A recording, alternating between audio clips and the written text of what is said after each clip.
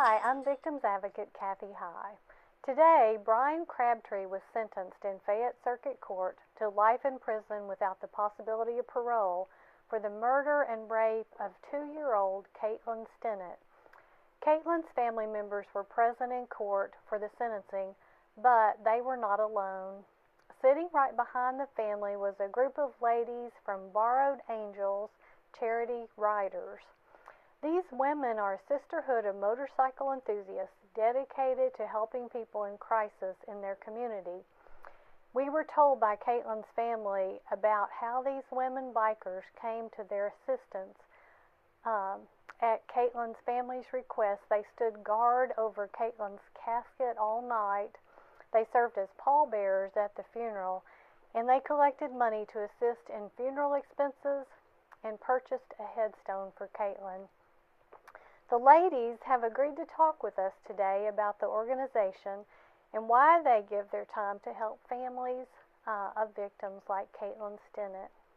Can you tell us about some of the events and activities that Borrowed Angels Charity Riders is involved in? There's a popular misconception that the Borrowed Angels Charity Riders were actually a group that was involved in Caitlin's funeral and arranging to have part of her funeral services paid. That's actually a misnomer. It was a group of us that got together, a website called bikerknot.com. Those are the people that heard the news and reached in their pockets to make sure that things were taken care of for Caitlin. We were actually born out of those ashes. As you know, Caitlin passed away in December of 2008. The Borrowed Angels Charity Riders were actually formed in August of 2009, after the first Caitlin Stinnett National Memorial Ride had been established by our sister Cricket Lanham. Since that time, we've become involved in a number of projects. The Caitlin Stinnett National Memorial Ride occurs every year on the third Saturday in June, and to date has raised over $250,000 nationwide for child abuse charities here in our country. I know that your co-founder, Cricket Lanham, was tragically murdered this year. Cricket was responsible for your involvement with Caitlin Stinnett and her family after she was murdered.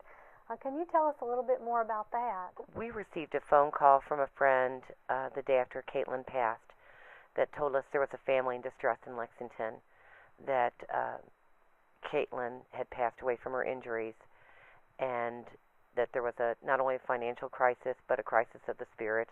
They needed support and they needed strength.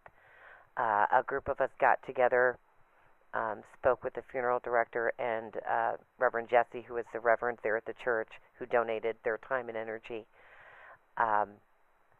We went to the church that day, attended the visitation, stayed with Caitlin that night because her grandmother asked us not to leave her side.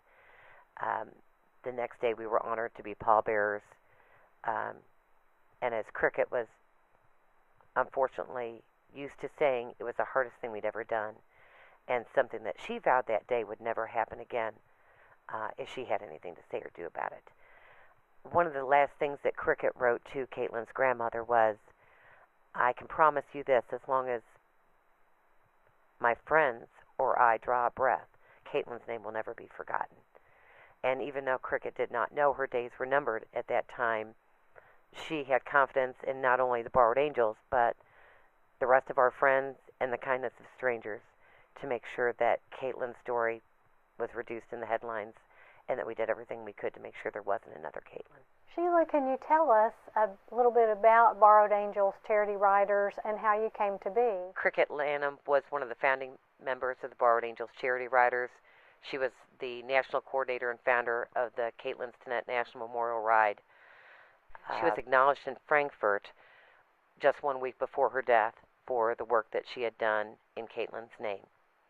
Can you tell us what motivates each of you to give your time in this way? What motivated me to do this was Cricket and Dee Dee. I found out about these ladies on a website, and I've been a volunteer long before I've been a motorcycle enthusiast, and the fact that I could do both was awesome. I've been personally blessed with these women. 2 years ago, my fiance was in a bike wreck, and he walked around in a brace. He wasn't able to work for about 3 months, and we have 6 kids. And Cricket and them, they provided a Christmas for them, for us. So I came to the Borrowed Angels by meeting Cricket online when they were doing the first Caitlin ride, and she taught me over the years that everyone needs to be motivated to help. Everyone deserves a voice.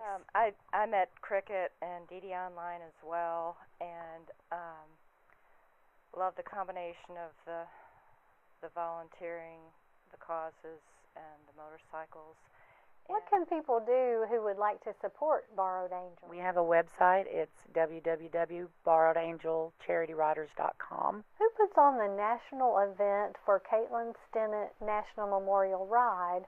Are they all Borrowed Angels?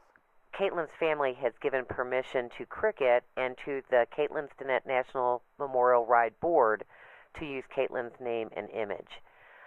We do have a board made up of 7 members that oversee nationally what happens in the ride. The ride is actually put on nationally by coordinators that are volunteers from all over the country. No, they're not all Borrowed Angels. We have gentlemen, ladies that have stepped up. Some are bikers, some are not. They've just stepped up to do the job, and they answered Cricket's call.